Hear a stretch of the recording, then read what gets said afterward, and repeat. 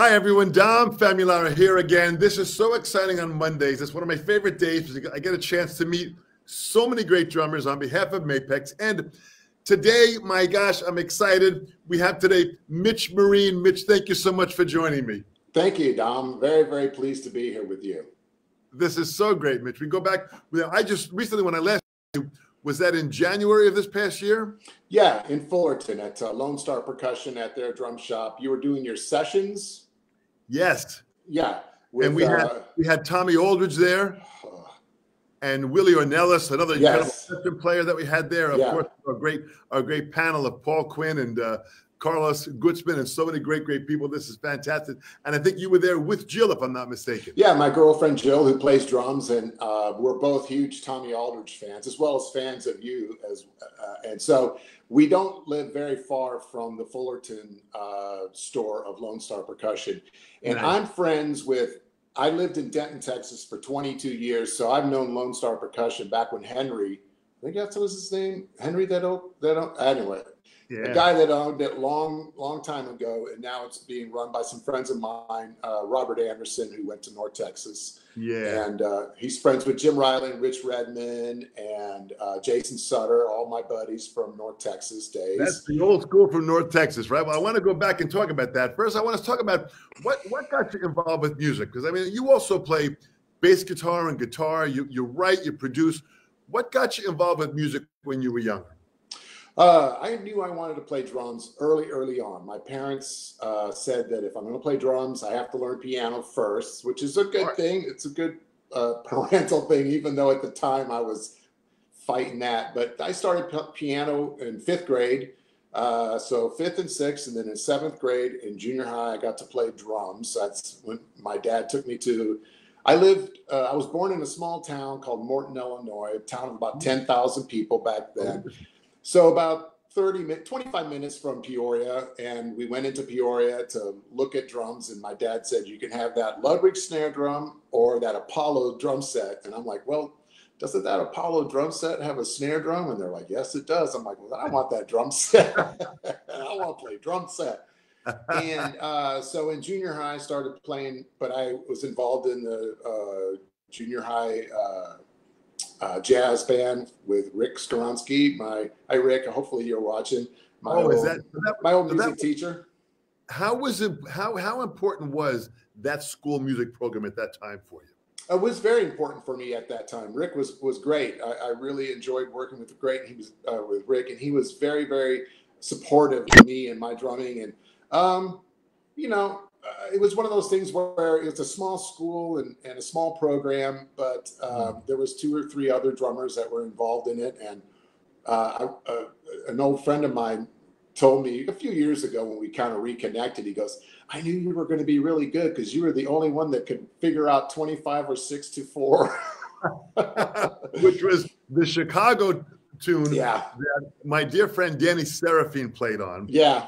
And you're right, man. That had a certain feel to a certain groove to it, and you figured it out at a young age. Good for you. Yeah. So I just so everybody gets a kind of perspective, I graduated high school in '79. So junior high, you know, is the early '70s or whatever. So Chicago, obviously, especially when you're in a jazz band, you know, at a school, it's like that's everything. Just wow. So was Chicago? Was the band Blood, Sweat, and Tears at all involved with that too? Yeah, you know, we had to do what goes up must come down. Spinning wheel. So yeah, we did all that stuff. How great. So at the early ages, you were learning music in the school. You were taking piano lessons. When did you start? Did you take any drum lessons? Oh, yeah. So my first drum instructor was, I believe his name was John Doran. So he taught at a local music store that didn't really have drums or anything. They kind of just had stuff for the school and stuff. But he was teaching there. And then by the time I got into high school and was reaching out to find other instructors, I found a couple guys that went to Berkeley and studied with Gary Chafee. So early on, before I was even 16, I was learning Gary's stuff. the 5s and the 3s and the sticking patterns, all his patterns books and stuff. Sure. So I was really, really fortunate. Mickey Pitchford was my first instructor, who went to Berkeley, and he knew Vinnie Colaiuta, went to school with Vinnie and all those guys. And it's still a small town and but that was like information that I just was like, holy mackerel, this is insane. And it really opened up my head into like what the possibilities were, and just was like crazy. And then Kenny Firth was another instructor that went to Berkeley and understood the Gary Chafee patterns books and stuff, and was able to get me in that. Boy, that's so interesting that in this little town that you were in, how far were you out of Peoria? About 25 minutes. So you're about 40 minutes to an hour outside of Peoria. So you're in pretty much a real deep suburban country area, right? Oh, yeah, absolutely. And again, we're talking 76, 77, 78. And so clearly no internet, no real access to the coasts where you would be learning. This stuff would, just be happening all the time.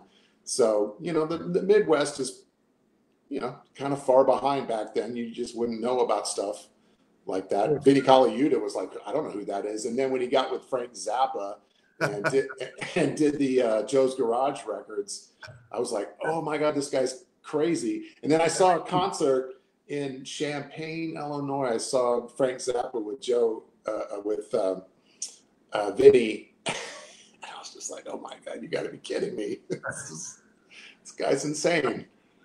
So what year was that about? 78, probably 79 at the latest. Late 70s, you're being influenced by bands, like you said, like Chicago, which were jazz and rock and pop bands that were mixing all this kind of interesting music. Some of the stuff was pretty deep and complicated what was happening. Now you come across Zappa with Vinnie on drums. This is destined. This was destined for you to try and find your path as a career in music. This is incredible. Yeah, it always was. And also what was going on back then that I feel fortunate about was that there were gigs. So what I mean by that was like you could start a band, you could have your friends in a band. So my first band with friends was I was a freshman in high school, 8th grade, and there were high school dances. So every football game in every town, if you had a home game, you had a dance afterwards, and you had bands play. And so you could start a band. And so my freshman year, the band that I was in, we realized that the student bodies were having kind of a regional conference. And we're like, if we play this conference, if we play for all these kids, then they're all going to hear our band and then they'll book us. So it's kind of my first entrepreneurial move. And we got a bunch of gigs. So every Friday night we were playing at the local high schools. And I such a fortunate time to not just be able to learn about music, but then to apply it and go play it and do the fun stuff, which is learning a song, playing in front of a bunch of people, seeing people dance, seeing people move, seeing people not dance, seeing people not move and go, oh, don't do that. All the stuff that makes the difference of actually working as a musician. It's not the same thing as just being in your room practicing and enjoying the time playing. You got to apply it. And so I was very fortunate where there were clubs. The drinking age back then was 18. So clubs and bands and music was just always available and around. And there were dances, there was church events. There was a lot of stuff that you could play and really realize you can make those steps to get to the dream gig of that Frank Zappa or whatever. It's like there was a clear path to get there. Well, this is a really good point, Mitch, for a couple of reasons. We have several people that are logging on here, and we've got Arthur from Ufa, Russia. We've got Victoria from Kiev, Ukraine. We've got Chris is here, Karen is here, Scott's joined us, Felipe Drago, who's a wonderful drummer from the UK, who's from Brazil. And it's, as you're just talking about those times, I'm gonna bring this up here for a second. What Felipe says is, in the late 70s, there were gigs. There were bands being played. Now, since 2010 and up, they've almost vanished. A lot of these clubs are not there now. It's an interesting point, Felipe. Thanks. So it's changed. Oh yeah, no, that's why I kind of feel sorry for younger people now. And even in the 80s, there was a different kind of path. There was a path that bands like REM and well, REM is just the one I can think of right away, where you could play through the college circuit. And there was a college radio. So you would do independent records on an independent label and have your records in independent stores, tour around in a van, and spend 3 or 4 years honing your craft. And then the major labels would be aware of the record sales that you did, how you were doing on college radio, and go, you know what? You're ready for the big leagues. There was a real minor league system. That's kind of how I describe it. A real minor league system to get to the major leagues. And even that is a lot tougher now. Gas is more expensive. All those clubs that the bands used to play are not, I mean, clubs like Irving Plaza, Danceteria, the 930 Club, First Avenue in Minneapolis, the Metro in Chicago, Club Lingerie in Los Angeles. I mean, there was just this place for a young band to play. So in the 70s, for me, it was the high schools and the very young kind of stuff. And then once I got out of high school and moved to Texas, there was a different kind of circuit that you could actually play and be a professional musician and make a living.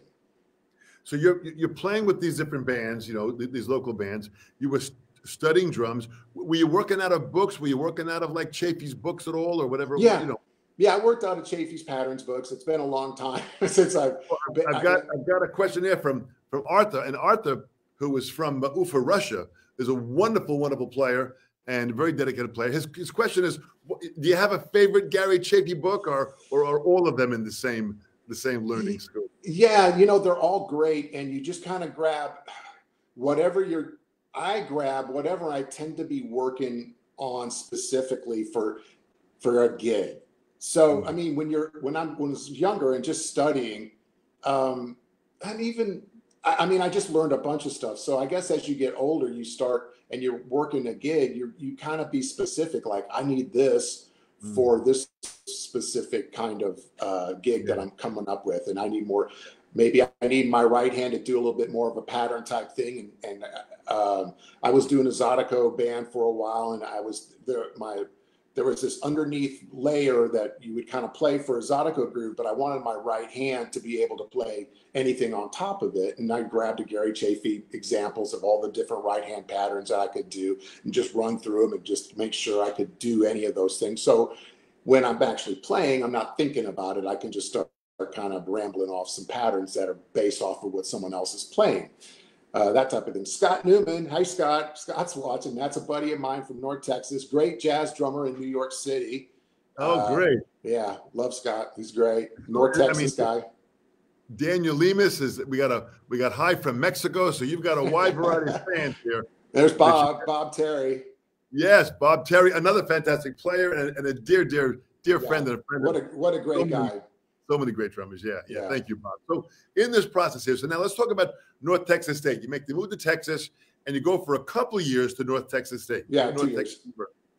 Yeah, North Texas State at the time. It's now University of North Texas. Yeah. And of course, the lab band program is unbelievable. So I have a good story. When I was in high school, I came down to visit North Texas, and I went to go see the 1 o'clock. And I believe the 1 o'clock. Just explain the 1 o'clock band. Sorry, yeah. Yeah, for those global people, the 1 o'clock band at North Texas State, North Texas University, is the #1 series. This band is cranking. Oh man, it's all students, and it's just sick. It's they are so good, and it's a complete mind-blowing experience. And so I go and I'm watching it, and there's this big drummer, just going nuts, and I'm just like, oh no. And then someone tells me, he goes, he's not even the 1 o'clock drummer. He's just subbing. I'm like, you gotta be kidding. And it's Kirk Covington. Oh, Kirk. It was Kirk Covington. Captain Kirk is the best. I had him here on the show. I know, I heard it. I listened.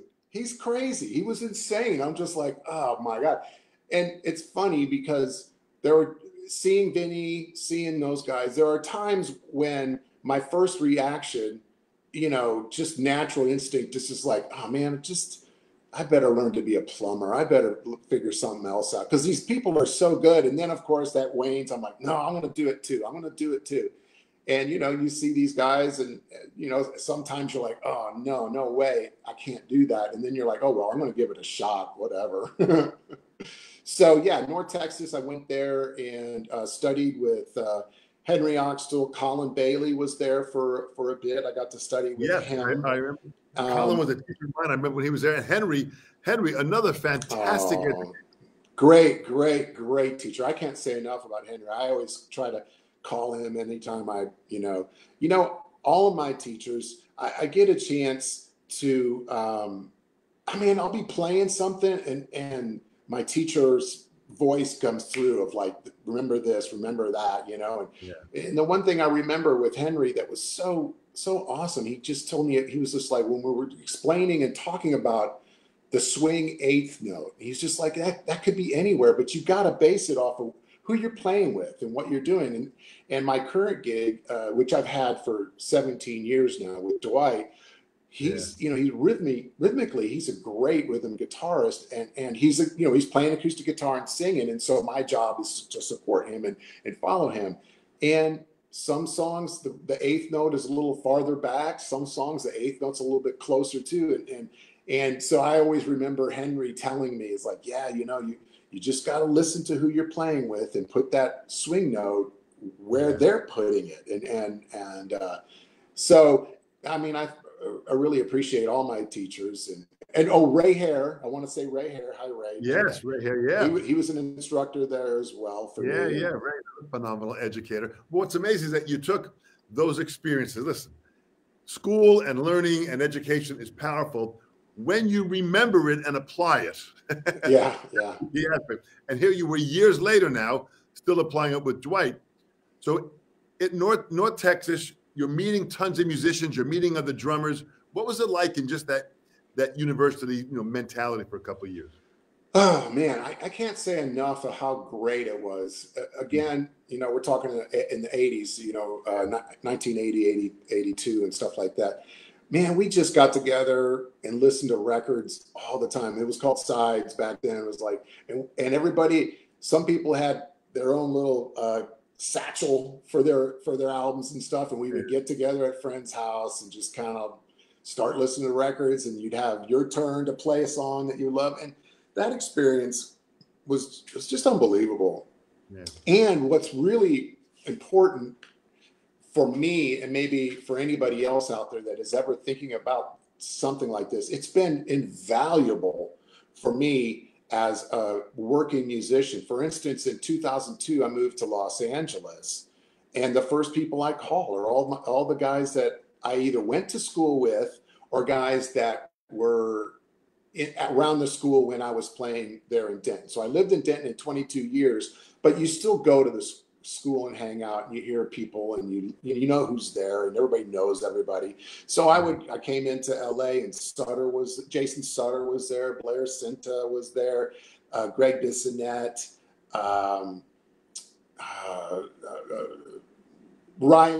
Jim Riley and Rich Redmond moved to Nashville. But you study with these guys, you live with these guys, and then when you become you're out there trying to earn a living and pay rent, mortgage, car payment, insurance, everything, right. And you need to have a gig, you call your guys and you say, hey man, what's up? I'm in town. I'm looking. Are you playing tonight? Can I come see you play? What's going on? And you just try to help each other out. And, the great thing about North Texas, and I'm sure Berkeley guys will say the same thing. I'm sure University of Miami guys will say the same thing, but you kind of know what you're getting when someone says, hey, he went to North Texas. When I auditioned for Dwight, and it's a long story, but I did an audition with his guitar player, Pete Anderson, and his band early on. And the keyboard player at the end of the thing, he goes, did you go to North Texas? I said, yeah. He goes, I could hear the swing, because he could hear there's a swing. There's something that North Texas, and plus my notes, everything I had written, my preparation. Yeah. I mean, North Texas teaches you not just chops, not just how to play, not swing, not where to put the eighth note and this, that, and the other. It's just like how to be prepared, I've had so many auditions where I purposely show up more prepared than anybody else, including the band members. I try to be as, where I know more of the songs than they do. If I can, I'm just like, I'll be over prepared and I'll have all my notes on my snare drum, on my head and all that stuff. And just like, and that's North Texas, Yeah. Well, I tell you something, your playing is so rock solid and so tasteful. You know how to drive the band, you know how to push the band, and all the different bands that you played in. So now you come out of North Texas, and was it Brave Combo? Was that the first band that you started to kind of lock in with and travel with? Yes, that was my first band that I started traveling with. And so 83, I joined them and kind of left North Texas and decided I was going to go on tour. We played Irving Plaza, we played Danceteria, we played the 930 Club, we played 7th Street Entry, which is next to First Avenue in Minneapolis. So we just toured around and we did records. And it was like I said earlier, it was at a time when you could get in your F-150 or E-150 Econoline van and have a trailer and start touring around and make enough money to survive and to do it again and make some records and to do it again. And, it was great. And I spent about 10 years, maybe closer to 9 years with them doing that. But in the meantime, I'm still living in Denton, so I have all the opportunity to play with a guy named Andy Timmons, great guitar. They're like one of the world's, he is, as far as I'm concerned, he's the world's greatest guitar player. He's absolutely. I'm familiar with Andy. He's a phenomenal player. And so what was that like? So when you had some time from Brave Combo, you did some playing with Andy. What was that like? You were like shuffling your career around and your schedule and. At North Texas, specifically in Denton, you just played all the time. You just if you had an open night, you just figured out like, okay, there's that club. What am I going to do that night? So Andy and he started a band, the Andy Timmons band. And so we were at the very beginning, we were just kind of doing Steve Vai tunes or Joe Satriani tunes or Eric Johnson tunes, guitar instrumental type stuff, and we were doing that. And then Andy, of course, is a great writer, and so he was writing and all that stuff. And we did a Beatles tribute band that was really interesting because now the whole tribute thing is it's now a way for guys to make a living again. It's really replaced what used to be top 40 bands where you could, move to LA, be like Bissonette's great story is moving to LA and being in a top 40 band and playing everywhere and meeting everybody, making a living in Los Angeles while doing auditions for the big stuff, Exactly. But anyway, so we did the Beatles tribute band and stuff like that. And eventually I did a record that I'm very proud of with Andy, which we did the whole Sgt. Pepper's record instrumentally as a 3-piece. Really? Yeah, and we did some tours. We toured Japan, did the Blue Note a few times in Japan. We did what's the name of what's the club in New York that's the guitar player? Anyway, we played up there. Not the Iridium or yeah. We played there, and we played from beginning to end the whole record. We would play side 1, take a little break, and then play side 2. And Andy's playing is just amazing. But I'm a huge Ringo fan, and so being able to play that record with Andy and try to be as true as possible to Ringo's vibe and feel and fills, but at the same time wasn't quoting I didn't transcribe everything and quote it exactly. It was just like, I've got enough Ringo in me to know this is pretty close to the feel that he would play. So I'm going to play, just trying to keep it emotional and not just completely in my head. Boy, fantastic. This is a question here from Anthony. Did you spend any time with Ed Soph at North Texas? And if so, could you share some of the experiences with him? Thank you, Anthony. Ed Soph, fantastic player, fantastic teacher, as deep in the educational and playing the balance of both a great player and great teacher. Ed is leading that path. Yeah. So Ed came, and I wasn't going to North Texas, and then Ed Soph came to school. And after he was there for maybe a year or whatever, something like that. I gave him a call. I got his phone number and I asked him if I could take privately with him because I found out that he was doing some private lessons and stuff like that. And so, yes, I did. And it was great, beyond great. It was very humbling because he had me sit down and play and he goes, okay, you might not like this, but we're starting over. And he really got me with the molar technique. I mean, it was awesome. I mean, I kind of had known a little bit about or whatever, but man, he just said, nope.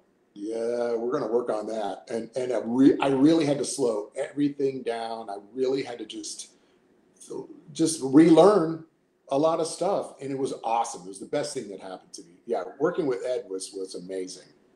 Well, it takes somebody with the experience, that Ed has and the wisdom that Ed Sof has, that he was able to see, where some of the cracks were in your playing. And he knew that if he could correct those, all the other strengths of your playing would even get better. That's really where that wise educational point to pull you back and say, okay, here's what you really need. Let's work on that. But that's fantastic that you seeked him out, you pushed yourself to learn, and then you practiced the stuff and you developed it. That was huge. Yeah. And it was, there have been a few moments in my life and one in particular, where I really realized that I love to learn. And it always can be something else. And I think what happened is this may be a segue into something we were going to maybe try to hit was, so basically maybe around 93 or 4 or 5 or something like that, I started getting a little bit bored with what I was learning on drums because I found myself just like going, all right, my 16th notes are at such and such speed. Let's try to get them a little faster. And I was like, I'm just so over that. And so I started learning bass. I wanted to learn another instrument. I wanted to learn the harmonic side of music. I wanted to just understand all of that. Nice. And I got so deep into it that I actually quit drums for a couple of years and played professionally with a country singer named Jack Ingram and toured the country playing bass, and not in a big situations, but that's how I made my living for the next 2 years, was strictly playing bass. And you also had by taking piano that your parents had kind of guided you along the way, that kind of helped you to understand a little bit more about theory and chord structure. Well, you have to know all that stuff if you're going to North Texas, because I was playing, you have to do mallets. So I did a piece, a four mallet piece, and for me, there was a difference between reading and playing and then feeling and understanding. And what I mean by that is, like, when I was playing country music, those changes, those harmonic chord changes all made sense to my ear because I had been growing up with it. It was like part of my heartbeat. Whereas maybe some of the stuff that's more of a legit world of like the mallets and the piano and stuff like that, those harmonies, and it's what I learned, but it wasn't what I would listen to when I stopped studying. You know what I'm saying? Like it's sort of like, I don't know, it's kind of hard to explain, but it just made sense to me. These changes made sense to me. So when I was learning 1-4-5, 2-6, 2-6, 6-2-5s and 3-6s, and it was like, oh, I've heard this a million times. I know what it feels like. Now I know where it's at on an instrument, and now I know how it relates in music and how it relates from song to song to song and why it works. Right. So it's a different kind of music theory than what you're getting at a university. Absolutely. But you also play some guitar, right? I just recently, so basically learning bass was just like, oh, I just love learning. So a couple years ago, I was trying to figure out what I could do to help myself and Dwight with the gig. What I mean by that is, like, I know all the tunes, I've learned all the tunes. Can I do something deeper or better? And I realized that no one had written out his charts for him. I'm like, because we would have new players come in and out, and guys would learn their parts, and I'm the musical director, so we'd get together and I'd go, oh, that's not right. And then at some point I'm just like, I've never written out any of the charts. I've never. So I used that opportunity to use my gig, use what I'm getting paid for as a way to get better. And you know, he doesn't care how fast I play my paradiddles as long as I play everything right, you know? So it's like, it doesn't matter how I do my paradiddles. What could I do? Well, I could write him charts. And by doing that, I bought an acoustic guitar and I started writing out his charts. And what I tried to do is write out, so there's a Nashville number system that everybody in Nashville knows. Jim Riley's brilliant at this. Absolutely, yeah. And it's everybody uses that number system for their charts. And some of my friends in LA use it as well. But I've seen guys, like I've been in the studio before where guys, they hear the demo tape and then they just write out the changes as it goes right by. And I'm just like, oh, it's so awesome. So I would practice that. I would listen to Dwight's tunes, try to write it out by 1, 5, 4, 6, 2, da, da, da.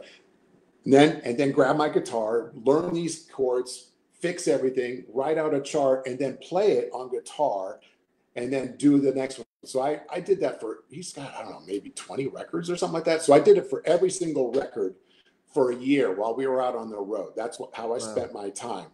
Wow. And that's how I learned guitar. And, you know, where bass, I actually played on records and was able to kind of make a living at it. So far, guitar is just a pure joy. It's just something I love to do, and it's fun for me, but it's also learning, and it's also an understanding and just really getting deeper in the harmonic side of music and not just the rhythmic side of it. Well, I think what I love, Mitch, and what you're doing is that you came from great experience. I mean, Andy Timmons was one. You were also out with Sarah Hickman. Mm-hmm. Right? You did some things with David Byrne. Yeah. Right. So you were getting, you know, I think there was also Smash Mouth there. So you were getting, you know, information from all over the place to acquire you to build the strength before you got Dwight's gig. Yeah. And the Smash Mouth was a couple of years of that, and that was the story behind that was so that in '99 or so, maybe a little bit before '99. I'd heard that they needed a drummer, and I was just like, I really loved Walking on the Sun. I just loved that song so much. And they're in San Jose, and I'm down in Denton, and I'm like, God, I got to figure out how I know these guys. So, and my brain goes, I know somebody that knows them. I don't know who, but I just went down what was a Rolodex back in the day, you know, and everybody I knew, I just contacted. I just said, hey, do you know anybody? Do you know anybody? They need a drummer. Do you know anybody? In the meantime, I sent a package to management, but I know how things work. That doesn't get you a gig. You got to know somebody. You just have to be part of the family somehow. Yeah. So it turns out my buddy, Scott Chirilla, who plays with a great drummer, Ludwig guy, plays with a band called Reverend Horton Heat. He goes, I know the drum tech. I'll get you in touch with the drum tech. So I reach out to the drum tech. The drum tech goes, do you need a drum tech on this gig? Or he goes, do you have your own drum tech? I said, no, I do not. So I knew that would give him a really incentive to help me try to get this gig. So he got me in touch with the guitar player who wrote all the songs. I reached out to the guitar player, and the guitar player knew a band called Tripping Daisy that I played with. So he's like, yeah, come audition. So I had the chance to audition. And when I did, that was one of those moments when I knew every one of their songs. I was like, basically, I looked at their schedule and realized that they needed a drummer that knew, like, could be ready in 2 weeks. Right. And I also realized that in a break that they were having, because they were doing like radio promotion stuff where they were just kind of going and doing interviews and stuff. And I looked at their break and it's like, man, that's just a few days. And I'm going to make it to where they know if they hire me, that those 2 days, they can go back and be with their family. Like, I'm ready to go. You can rehearse if you want to, but I'm ready to go. Because I made it a point of going, do you do these songs just like the record? Is there any arrangements I need to know? Is there anything different? And they go, no, this is just, I'm like, okay, no problem. So I learned every one of their songs because I didn't know what they wanted to know, you know, and also I was just like, so at the end of the audition, you're like, oh my God. And I started calling off songs. I'm like, can we play this song? Can we play that song? And they're like, I don't think I even know those songs. I'm like, okay, well, whatever, but it'd be fun to play, you know, this, that, to show that I was a fan, to show that I knew the tunes, and to show that when it was time for their few-day break before they went back out for the next whatever amount of years, you know, that they could maybe even choose to stay home because I did the homework. It's like, that's my job, not yours. Boy, what's amazing about it is that the fact of that level of preparation. There's another story that the great Ray Luzier, dear friend of mine, who's a phenomenal drummer, when he went and auditioned for Korn, same thing. Instead of just learning the 3 songs that they were rehearsing with every other drummer, he learned like their entire, repertoire. And he walked in and the same thing, started calling different songs, and they had fun playing different songs in the audition and knowing that he had a handle on it. You were prepared. That is the message that everyone has to hear. You put the homework in. You put the time in. Yeah. And honestly, I mean, the way I approached it was I learned the bass parts first. I learned, like, I was going to go deep, and I did the same thing with Dwight. I learned the bass parts first, so I would write out the charts. I would have the songs and by the time I was going to the drum part, because I knew the bass part, I already knew what the drums were because it's like, that's just it right there. Yeah. And so it was so ingrained by the time I was playing drums on it that, I mean, and everybody has their own, well, people that do that have their own method of being that prepared. And that's why I got the gig. I'm sure that's why Ray got the gig, is because it's that preparation and just that next level stuff that you forget. The guys in the band forget anybody else that was auditioning, and they're just like, no, awesome, let's go. Absolutely. Well, it's interesting is because the guitar player from Smash Mouth knew Tripping Daisy that you were playing with. Tripping Daisy was in Texas, right? Yeah, it was a Texas band. So so you got to understand fate and destiny, how that connected with your perseverance to track down the freaking drum tech to get to the guitar player, for him to hear that band. Man, it was aligned in the stars at the right place. Yeah, it was. And Smash Mouth and the band was very much a ska type band. That was the kind of music that was really underneath a lot of their tunes. And Brave Combo did a lot of ska type music, and so I was very, very familiar with that sound and that feel and what makes people move. The thing what I learned with Brave Combo is people moving. It's like I, as a drummer, we played a lot of stuff. We called it world dance music. So we would play cha-chas, we played mambos, we played polkas, we would play waltzes, we would play shadashes. I mean, the list goes exotico. So, and the people that would show up would dance. And sometimes we would show up to places where people knew the appropriate dance to go. So the cha-cha's different than the mambo, different than the cumbia, different than the flamenco. I mean, not only is the rhythm different, but the dance is different. And so I did learn dancing to be able to dance this style and go, okay, that's why this specific polka from Czech is different than this specific polka from Mexico.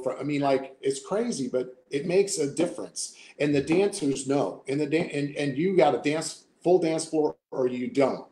And my job is always to be like, man, their people aren't moving. That's me. That's on me if they're not moving. And so that would be one of the things that was always important to me, was not just understanding my role in the rhythm section for a style that's called, the bass player goes, it's a cumbia. I'm like, okay, I got to know what the cumbia is for him to be happy, the bass player. But I more importantly, to know what a cumbia is for the dancers to be happy, for them to be dancing. And so, even to this day, Dwight, we play a lot of honky tonks and stuff like that. And, the best thing that can ever happen is to start playing a shuffle that instantly, nice country shuffle, and gets the people up dancing, two-stepping. And it's like, awesome. It's the best. How fantastic. But listen, all the experience that you had coming with, listen, you're involved with performing, you're involved with several instruments, you're involved with writing, you're involved with producing, you're involved with a lot of different things that have kind of, molded you to become a complete musician. Well, I'd like to think so. And I have had compliments from Dwight specifically always, compliments me as a musician. That's why he really enjoys playing with me because he knows that it's important to me, all of it. And the people I produce, they like it because I'm listening to the whole package. It's interesting, and you may have heard of this, but I kind of feel like drummers are great producers because we're similar to catchers in the baseball. Catchers in baseball are behind and they see everything that's going around. Maybe why they become great coaches, because they really see what's the whole game. They see everything that's all the little parts and the minutia of everything and moving around. And I think as a drummer, I feel I'm a good producer because of that. And I think it's because of drumming, because I sit back and I'm listening to the whole thing. I'm listening to the singer. I'm listening to his guitar and how he approaches the song. I'm listening to the bass player and what my kick drum and the bass, bass, generally speaking. And you need to be kind of married to that, or you're either married to that or you're specifically not married to it, Right. And it's interesting. So yeah, I think as a drummer, if you gain more knowledge about the harmonic side of music, you really put yourself in a great position to be able to be a good producer, honestly. Well, what's interesting about it is that, and your point is well taken. I always enjoyed the fact of being a drummer. I had the view of the entire gig in front of me with all the musicians, all the audience, all the lighting. You can kind of really see the entire perspective of what's happening. So now you've been with Dwight now 17 years. How did that start, and where did that begin? So I moved to Los Angeles in 2002, and I came, and my attitude was, I'll say no to nothing. I played every single gig. I had one night where I had 5 gigs. And my buddy Jason Sutter, we were talking the other day, and he goes, I remember you. You were everywhere. You just couldn't. I'd show up and be like, God, you're here again. And it was just part of the work ethic and survival. You got to survive. And Los Angeles, it's expensive. There are a lot of amazing drummers. It's like you're like, okay, I'm taking it up another level, and so my drive and my energy has to be up to the next level, and I have to show everybody in town that I'm here and that I can play and that I will show up on time, all of it, just everything that's important to be able to get a paycheck and to get. So Dwight saw me playing in a bunch of different bands and a bunch of different things. So Dwight hired a guitar player and guitar player friend of mine, Keith Gaddis, and I were playing in a band. And Dwight came on stage and jammed with us at one of these nights that we had. And then he asked us to play for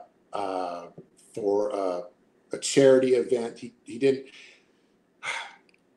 had a different band at the time, but he needed us to play for the charity so he could just honor a commitment that he made and not make it a big deal. Because when Dwight gets things running, it's a whole machine that gets started, and once that machine starts, you need it to roll for a few years, type of thing, at that level. So anyway, we did it, and it turned out great, and he basically ended up hiring that band. So he made a changeover from the old band to this newer band. Yeah, and I've been with him ever since, and so I've been with him 17 years, and Keith left after a few years, the bass player who had played with Johnny Cash for years and years and years, and he moved on out, and so we had different guys, and that's when I became the music director. And how did that come about? What were the responsibilities that you had to now lift up to as a musical director? What was that next step for you? Well, to make sure everybody was playing their parts correctly, first of all, and with the guys that play at this level, you just don't have to worry about that. Yeah. And when someone shows that they can't commit to parts and understanding and learning parts, because it's another level to be able to just improvise and play. You got to be able to learn parts on record sometimes. Yeah. Sometimes it's that's the part, that's the hook, that's what's important. If you don't like it, sorry, but that's what's important, Well, you've got some deep fans out there. As Karen says, I'm so happy he hired the band. Hi, Karen. Karen, I'm very impressed with Karen. Let me see. Karen. Look at this here. Been a long fan of Mitch, being with Dwight Yoakam. Hi, down from Fort Worth, Texas. She's in Fort Worth. Hello, Karen. Thank you so much for joining. Well, you've got some deep fans. We've got people from joining us all over the place, from Belgium, from Antwerp, from Brussels, my gosh, this is so great to see this deep sense of people that follow you. Listen, Dwight is huge. Dwight's performance and what he's been doing for years is so deep and huge. So here you are. You charted everything out for all the bands just to have in case someone comes in. What kind of work was that like to be able to chart all the songs?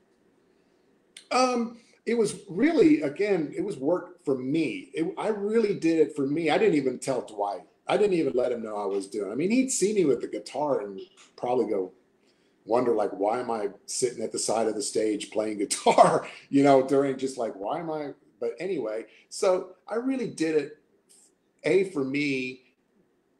And I knew I was going to do every single chart. I knew I was going to finish it. I knew I was going to have charts for, folders for everybody in the band. I was going to have charts that would go to my house that would be the originals. I was going to have charts that would go to his office to be the originals, to go down to PDF.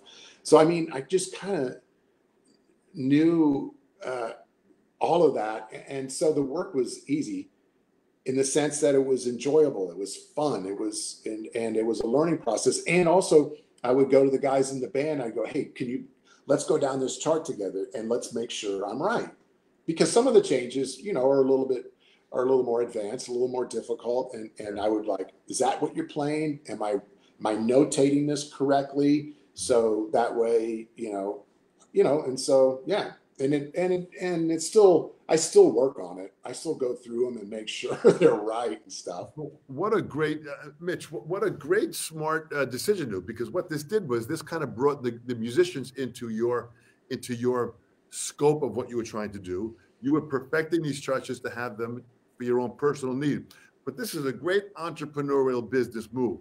You really kind of laid the groundwork down that you were serious and that you were going to be there for a while with that. Right. And I'll say a couple of things I wanted to say. As far as go back to what you said about Dwight, and he's world famous and people know him. And the story I like to explain to people that are musicians that are familiar but maybe don't really understand the respect and level he gets. I've met these three musicians. I've met Slash, I've met Kenny Chesney, and I met Herbie Hancock. Every time I was introduced to these guys as Dwight Yoakam's drummer, they immediately lit up, shook my hand, and said, please tell Dwight I said hi. Herbie Hancock, Kenny Chesney, and Slash. All three of those guys were huge fans of Dwight and respect Dwight's God-given ability. He's really, really an amazing artist. He's an amazing musician. He's very talented. He's very creative. And he's made, arguably he's, getting the mantle. He'll be on the mantle with Johnny Cash and Willie Nelson and Buck Owens and Merle Haggard and the great country singers. He is already there. I mean, the groundwork of the momentum of what he's done with all the different albums, the different performances, the concert touring, the energy he puts out, the brilliance in each.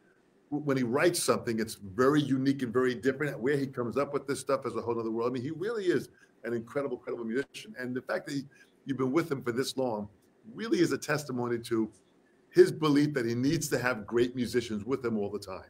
Yeah. And I mean, we work, well, before this whole thing happened, coronavirus and nonsense, we do about 130 dates a year. Yeah.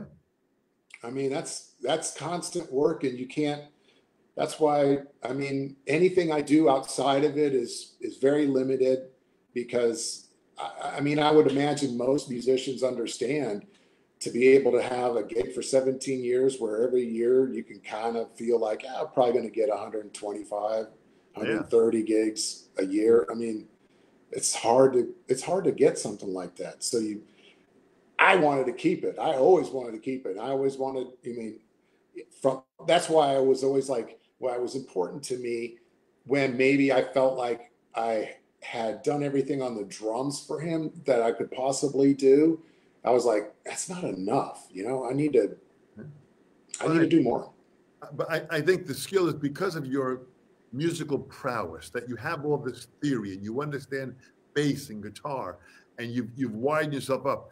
That makes it very attractive for someone to see not only a great drummer, you can play your tail off, but as a musical director, you've got great professionalism, great responsibility, and you know how to keep everything going because, listen, at his level of where he's at, he makes a phone call to you and you make things happen. That's why you've been there for 17 years, because you make things happen. And that's a real doing it to yourself, Mitch. It really is. Yeah, well, thanks. And I've always felt like my job is to make sure he's got so many things to worry about and think about that I just want it to be like the drummer, he never has to think or worry about, you know, just like, it's just like there's one thing he doesn't have to think or worry about. Well, the proof is that's what you do for sure. But let's talk about Mapex now. Let's talk about Mapex drums and how long you've been with Mapex. And that kit behind you there, that was from one of the tours that you did?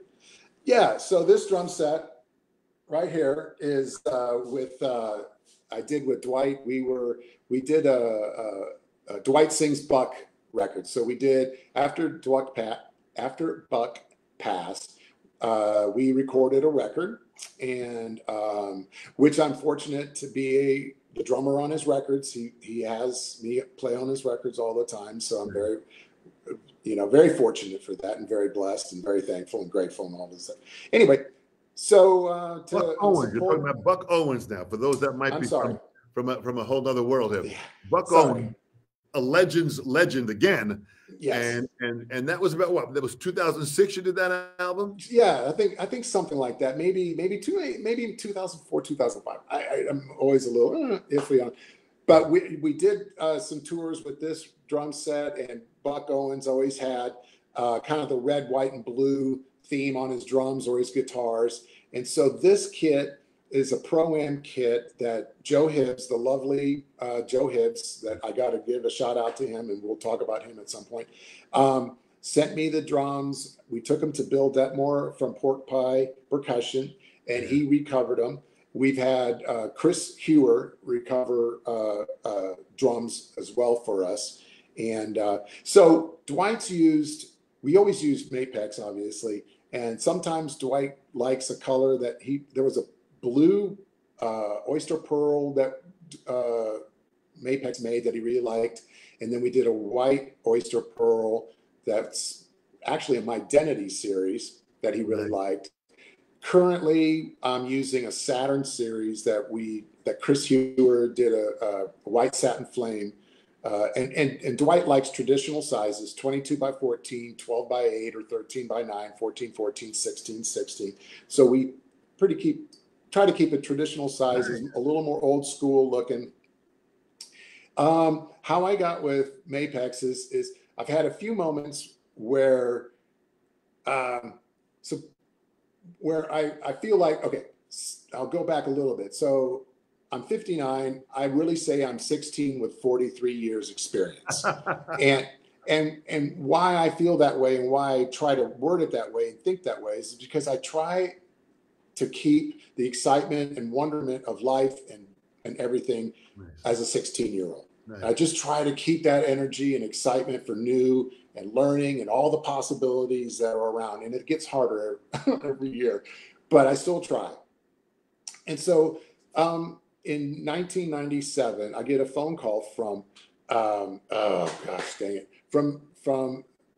Josh Touchton, who is moving over from Slingerland to Mapex, and it's he and Greg Bissonette. So nice. I get a call from Josh Touchton. I didn't remember him, but he was in a band that opened up for Brave Combo quite a few years. So he's driving with Greg Bissonette, and I've known Greg. I never took lessons from him. He was already kind of living in Dallas and on his way to LA by the time I moved to Denton, but we had a lot of mutual friends and so on and so forth. So they're in a car and they're like, we're moving from Slingerland and we're coming over to Mapex and we want you. And I'm like, really? And they go, Lion, we want you to be a part of the team. I'm like, wow, that's crazy. At the time, I was endorsing Sonar, and I had 3 Sonar kits, Signature Series, Sonar Light, and a Sonar Highlight. Signature Series is their beach with Macassar outer ply and inner ply. The Highlight series was the maple, and then the Light series was the birch. And I was like, wow, well, I got great drums. I don't really need another drum set, but I love the idea of having a relationship that's the next level. Sonar was great to me, and they were awesome. You don't have to say anything about the drums. They're always amazing drums. But, you know, when you're working, it's not just the drum set, it's the relationship, and it depends on where you're at. And you just need a good relationship as a professional musician if you are able to get it. So with that being said, I said, why don't you send me a drum set? And if I really like it and I can easily just say, okay, I don't need Sonar anymore, I'm going to go Mapex, then I'm in. So they sent me the Orion Classic, just a maple Orion Classic, wax finish, no, nothing. It was just real simple. It sounded amazing. I was like, I can't believe this. He goes, Greg and I came over because at the time, this is in 97, Mapex probably started maybe 93, 94, maybe 92 or something like that. You probably know better than I. But somewhere around there, I remember the first time they came through and they had Terry Bozzio and they had Billy Cobham. And they had these guys. And I remember going to NAMM early on and seeing, I was like, wow, I got to go see Mapex. And then I would see the drum set. And this is just being honest and being real about a company's lineage and history. It was like, what they're showing at NAMM is not quite what I think these guys are playing.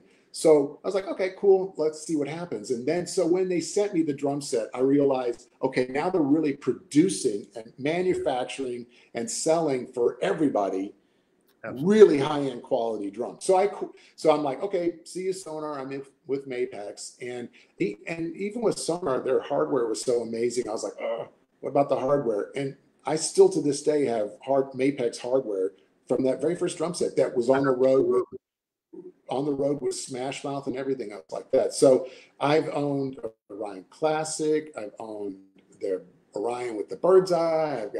I still have their Deep Forest Walnut kit. That's just unbelievable. I'm never, ever, like, that's never going. My kit at home currently is the one that Joe helped me get, is a Black Cherry Sparkle with black chrome hardware. It's the only one. Yay. It's a beautiful drum set. I mean, I can't.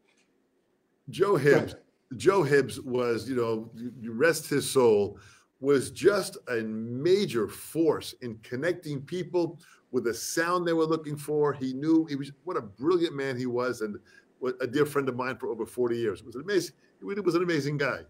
Joe Hibbs was very, very special. Joe Hibbs, and he made you feel special. Yeah. Even if you didn't think you were special, or you're like, oh, I'm not that special. Because no, you're special. I'm like, I don't know, man.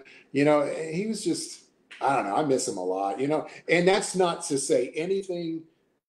I mean, I don't really want anybody feeling like that I give all this praise to Joe and not think about Mark Bennett and the guys that are currently at Mapex. So basically, this is what has happened. So I get in 97.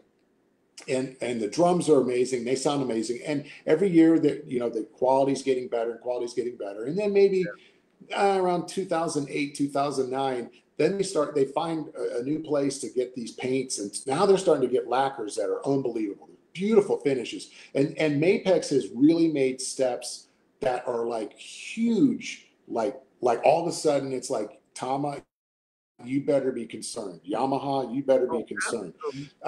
Absolutely. That's a great point. And the people like Mark Bennett, Jeff Mulvihill, Rick DeYoung, these guys are behind the scenes now. They've taken over, they push it forward, change is being made. Listen, what Russ Miller did with the design lab. And so that was what I was going to get to. Of brilliance. So 2 years ago, when I hear Russ Miller and all these guys, Jeff Hamilton, and everybody that's involved in this new Black Panther Design Lab series stuff, when I'm like, I'm like, oh, and again, it's just showing that Mapex is now really up their level. 10 years later, they've done another leap that's just beyond. To me, I kind of sometimes equate it to like the car industry, where Toyota was like, well, if we're gonna have a luxury brand, we're gonna like show we can really knock it out of the park. And that's what Black Panther Design Lab series has done. That I just feel like what they did is say, you know what? Yeah, we have the Saturn series, and everybody that's ever played them knows, you know, how great they are. But you know what? We're going to go another deep level and just go to where, if that kind of ingenuity, design goes into these drums, it trickles down to every single drum set that comes after that. And so, I mean, I've been with Mapex since '97, so 23 years I've been with Mapex, and it's a company that the product continues to grow to like an amazing level. The people that are behind the scenes that work in Nashville, another level guys, and now the roster. Oh, I mean, come on now! It's just ridiculous. These guys are beasts. It's insane. And the fact that I have this chance every Monday to interview these great people, which you are, Mitch, one of the leaders at. We have 20 seconds left. What message do you want to send out to all these incredible fans? And this will be played on live on Facebook. It'll be up on their YouTube channel. Go to Mapex Drums on the YouTube channel. What do you want to say to them in the closing statement? Go play a Mapex drum set. Just play it once, and then you will change your mind. If you ever thought, maybe not, go play a Mapex drum set, and you will be a believer forever. Well, Mitch, thank you so much, man. What a pleasure to see you again and to hear your word. Please thank Jill again. Okay. She's an absolute saint to assist us on putting this all together. We do this here. We allow this voice to be gone. There's so many people from around the world, from Mexico, from all different areas of the world that have heard your spoken word right now. So on behalf of everyone, Mitch, thank you so much. Stay well with all this craziness. Wear a mask, wash your hands. Well, and hopefully we'll see you back on the road real soon. Thanks, Tom. Thank you so much, Mitch. Bye. Bye-bye.